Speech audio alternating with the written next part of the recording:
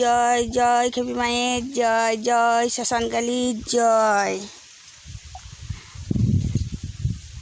এই যে দেবাংশী বাবা বাসন মাজছে, মায়ের সেবা করবে।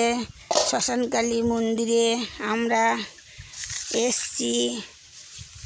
এই যে দেবাংশী বাবা মায়ের বাসনগুলো মাজছে। আজকে ভক্ত আসে নাই, শনিবার এবং মঙ্গলবার মায়ের ভক্ত হয়।